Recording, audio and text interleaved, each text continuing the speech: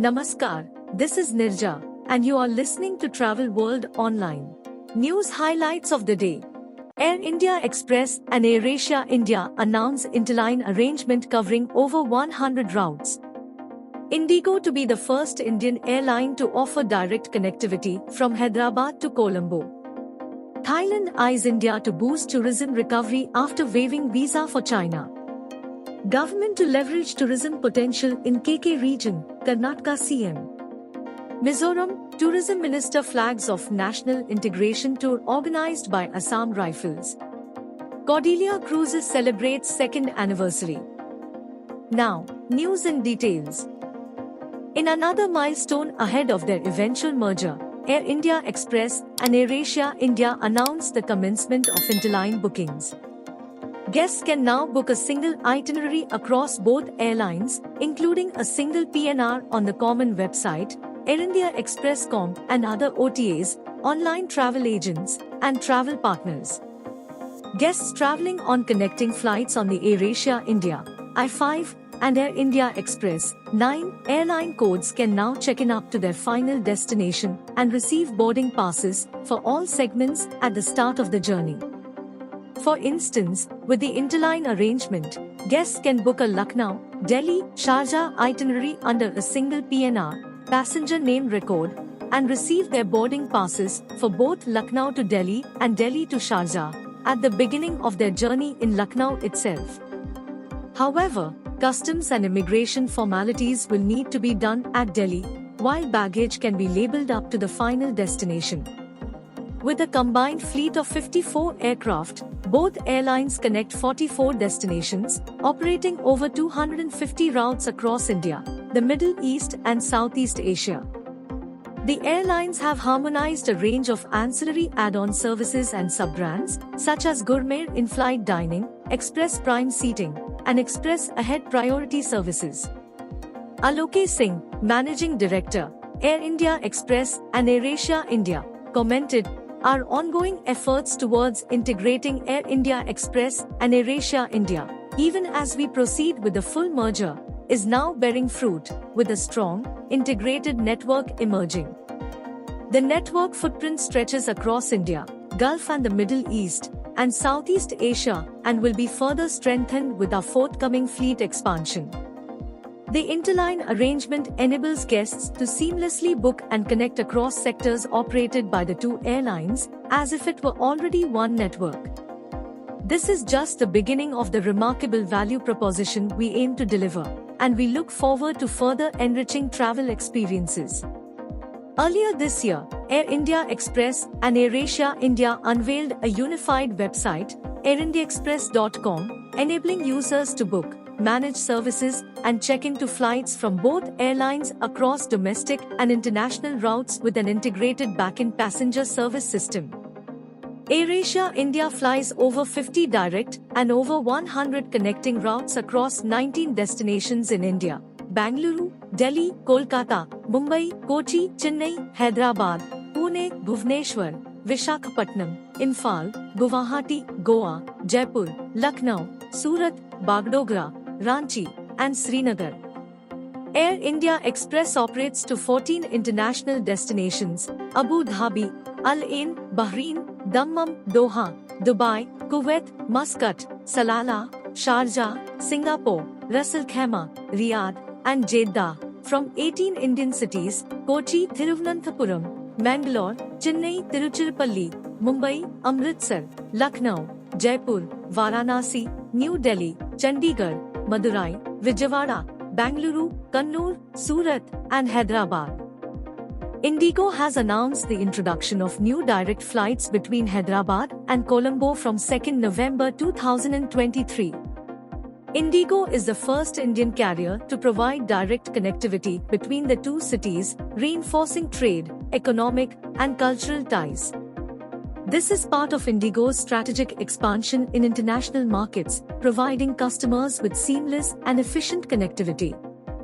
Vinay Malhotra, head of global sales at IndiGo, said, "We are delighted to introduce direct flights between Hyderabad and Colombo, Sri Lanka.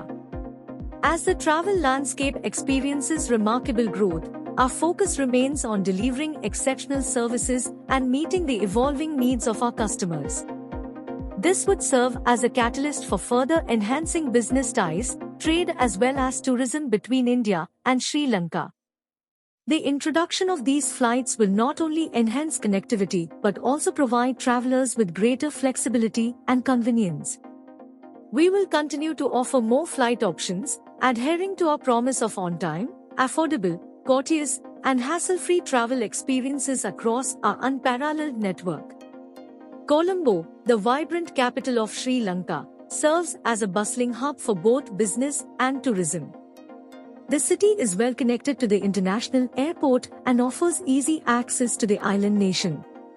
Colombo itself is a city of contrasts, where modern skyscrapers stand alongside colonial-era architecture. Travelers can explore a wealth of cultural and historical landmarks, including the Gangaramaya Temple and the National Museum. The city's scenic Gale Face Green Promenade provides splendid views of the Indian Ocean and is a popular spot for leisurely strolls. For culinary adventure lovers, Colombo's diverse food scene offers a tempting array of flavors, from spicy curries to fresh seafood. Hyderabad, a sought-after tourist destination, offers a variety of popular attractions, including Charminar, Golconda Fort, Salar Jung Museum, and more. The city is also renowned for its excellent medical services. Thai Prime Minister Srettha Thavisin is eyeing holidaymakers from India to boost tourism, even as the Southeast Asian nation plans visa waivers for travelers from China and Kazakhstan in the busy holiday season. Srettha said he would make a trip to India this year with plans to meet his counterpart Narendra Modi and discuss increasing flight frequency between the two countries, including more services by flag carrier Thai Airways International (PCL). As per a news story published in the mooncontrol.com, there aren't that many incoming flights from India yet due to internal politics, Srettha said in an interview during a media forum on Monday. I hope to visit before the end of the year to negotiate on the issue. Thailand may also mull other measures to boost Indian tourist arrivals, such as offering tax exemptions on jewelry imported for Indian weddings held in Thailand, a popular destination for such ceremonies, he said. As Indian tourists already can easily obtain Thai visas, a visa waiver may not be necessary, he said. Srettha's comment came a week after his cabinet approved temporary visa exemptions for Chinese and Kazakh tourists ahead of the high season. Tourists from the two countries can enter Thailand without a visa between 25th September and 29th February, and can stay for a maximum of 30 days at a time. The visa waiver program is expected to bring in 35 billion baht, $980 million, from Chinese tourists, Srettha said during the forum. The news story published in the moneycontrol.com further highlighted that Thailand has been ramping up measures to boost the travel industry, a key growth driver of the second-largest economy in Southeast Asia. It aims to raise tourism revenue to its pre-COVID levels, with a target of 3.1 trillion baht, $87 billion, in 2024. Thailand has welcomed 18.5 million foreign tourists so far this year, with as many as 28 million expected by the year-end. Revenue from foreign travelers totaled 775 billion baht as of 11 September, according to the Tourism Ministry. Prior to the pandemic, the nation hosted a record 40 million tourists in 2019. While celebrating Liberation Day of Hyderabad Karnataka region and the 10th anniversary of Article 371(j) during the Kalyana Karnataka Utsav, Chief Minister Siddaramaiah hinted at leveraging the tourism potential of the region to improve overall development. After hosting the tricolor, Siddaramaiah spoke of opportunities which the region presents, especially to the tourism sector. Kalyana Karnataka has a lot of historical and religious tourist spots that can open the doors of development for the region. Using this opportunity, we can build our local economy, he said.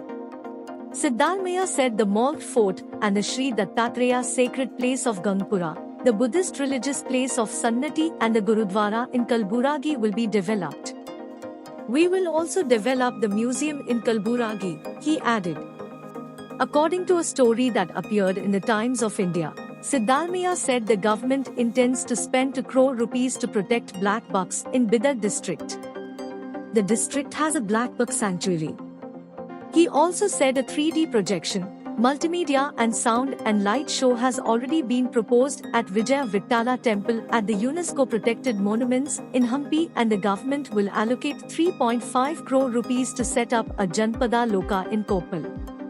Earlier, Siddharmaiah said rural libraries in the KK region were being upgraded under Arivu Kendra scheme, with as many as 939 of them being developed in all 7 districts of the region.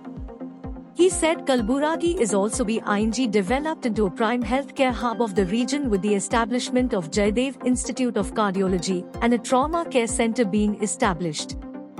Mizoram's tourism minister, who Robert Romavia Rote, launched the National Integration Tour (NIT) 2023, organized by Lakhimpur Battalion, to Assam Rifles Gajraj Hall and to Assam Rifles grounds on Monday, 18 September.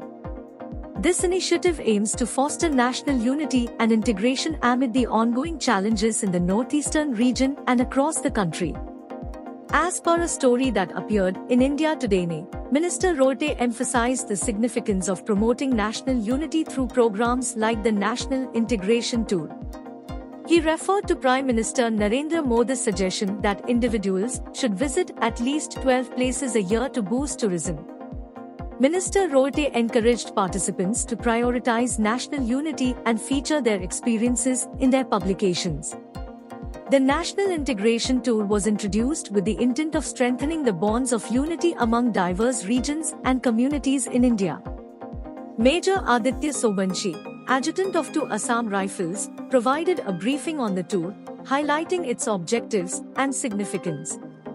The event witnessed the presence of Brig Girish Upadhyay, Deputy Inspector General, DIG, of 23 Sector Assam Rifles, Colonel Mukesh Sohta, Commandant of 2, Lakhimpur Battalion, 2 Assam Rifles, and Pusi Lalram Byotsarha, President of Mizoram Journalist Association, MJ, Headquarters Aswal, along with other distinguished guests.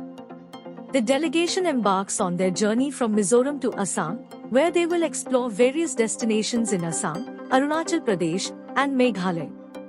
This enriching experience is expected to foster a deeper understanding of the nation's diverse cultures and landscapes.